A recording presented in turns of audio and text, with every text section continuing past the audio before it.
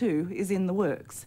As Bob Simon reports, these superheroes all have the one superpower that counts, the power to make money, and heaps of it. The latest production from Marvel Studios is The Hulk. The Hulk began life as a Marvel comic book called The Incredible Hulk, created by Stan Lee and Jack Kirby.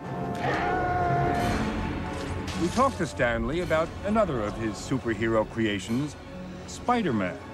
How was Spider-Man born? You know, I've told this story so often, and it may even be true, but I was watching a fly crawling on a wall, and I was looking for a new superhero, and I figured, wow, wouldn't it be cool if a guy could crawl on a wall? Did you realize at the time that this was a totally new thing? No, not at all. I was just trying to make up some new characters so that I would keep my job, and keep eating and paying the rent, and I hoped the books would sell. We didn't think we were doing anything revolutionary. But Spider-Man was revolutionary. Stan Lee had broken the mold. He created something unheard of, an action hero with psychological problems, a slightly neurotic and fragile superhero. He can be shot, he can be gassed, he can be hit very hard and knocked out. He's stronger than the average person, but he's incredibly vulnerable. And Spider-Man's alter ego, Peter Parker, was just a dorky teenager, bullied by boys, rejected by girls, and indifferent about his superpowers. Yet, he struck a nerve. At first, the spectacular success of Stan Lee's Spider-Man seems bewildering. Who in his right mind would be interested in a nerdy loser who has no success with girls and is even ambivalent about his own superpowers? Answer: all those ambivalent, nerdy losers in America who had no success with girls. As a matter of fact, my publisher hated it and didn't want me to publish it when I told him about it.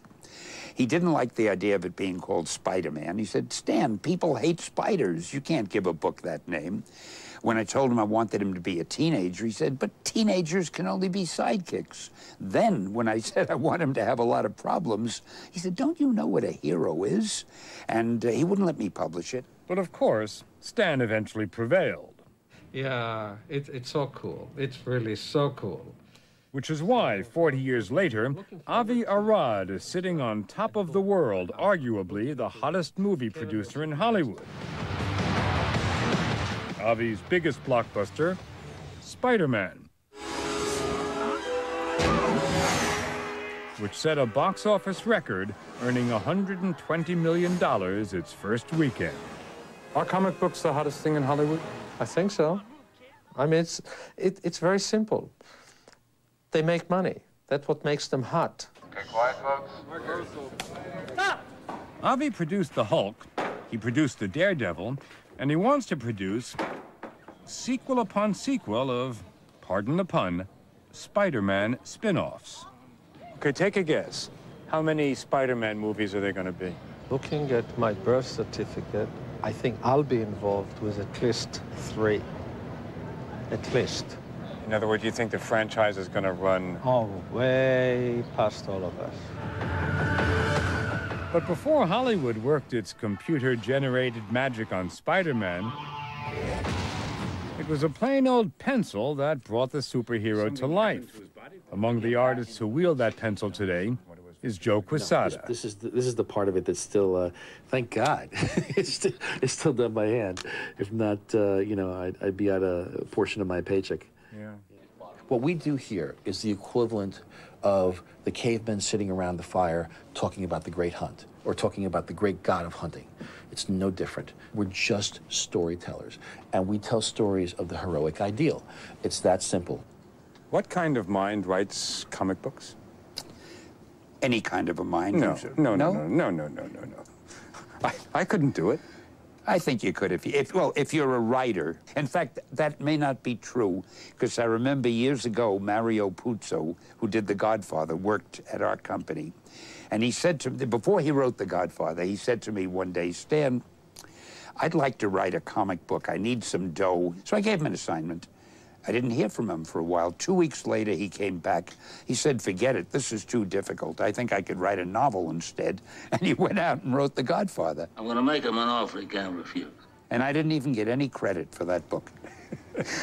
Today, Stan Lee is regarded as the comic book industry's grand old man. He invited us to accompany him to the Golden Apple comic book store in Los Angeles to survey his work. Almost the entire Stan Lee collection. Stan's the man who changed comics forever by bringing a modern sensibility to the superhero. I like to think that what we do is realistic fantasy. We have to suspend disbelief in the sense that our character is going to have some superpowers.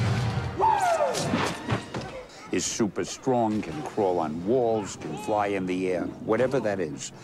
But in order not to make it just a fairy tale, you have to believe in the person, and you have to believe that such a person might exist.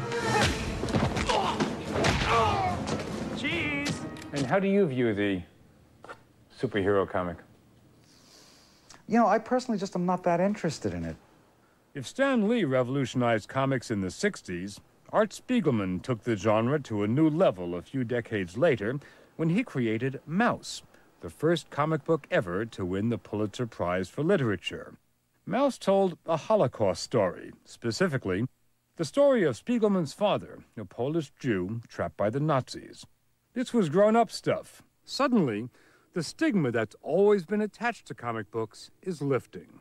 Now, it doesn't seem like you really have to be ashamed of yourself if you have a comic book in your possession. Before, I'd hide my copies of comics inside a copy of Playboy so nobody knew I was reading one. These are America's die-hard comic book fans, but their numbers are dwindling. Circulation is only a fraction of what it was a decade ago, and a far cry from the way it was in the 50s, when it seemed every kid had his face in a comic. The irony is that while sales of mainstream comic books are down, Hollywood is feasting on the books, turning the old comics into a billion-dollar industry. All the films you've got going now, take a guess. What are they going to be worth? What are they going to bring in? Well, if you look at the studio that looks at revenues, ticket sales, DVD, these movies, they are all in the hundreds of millions of dollars. So if each movie is in the hundreds of millions, you right now are looking at more than $1 billion, right? Yeah, $1 billion is not, it wouldn't be unusual. But Stan Lee says none of that money is finding its way towards him. The creator of Spider-Man, who's always been and still is a salaried employee of Marvel, claims he hasn't made a penny off the Spider-Man movie. When I wrote these stories, I wrote them as a writer for hire, so I don't own the characters. Now, a guy like Stan Lee, who came up with so many of the storylines and characters, is he getting a fair shake? Sure. Everybody's getting a fair shake. It's years of work by many, many, many people. There's not one individual that is responsible for all of it. Stan created great characters, and obviously, ask him. I think he's getting a fair shake. Do you feel that you're being screwed? I don't want to say that. Nearly 80 years old, Stan Lee is still writing. And when he does think about the past, he thinks about some of his favorite lines, like this one, spoken by Peter Parker's Uncle Ben. With great power comes great responsibility. That's a line that I just tossed off, you know, and somehow people have remembered it and they've quoted it, and I'm delighted about that. With great power comes great responsibility. Wow. Spider-Man lives by it. Yeah, I guess Very so. few other people with real great power do. Maybe that's the secret. Maybe. But I'm sure glad I wrote it. Who are you? Who am I? I'm Spider-Man.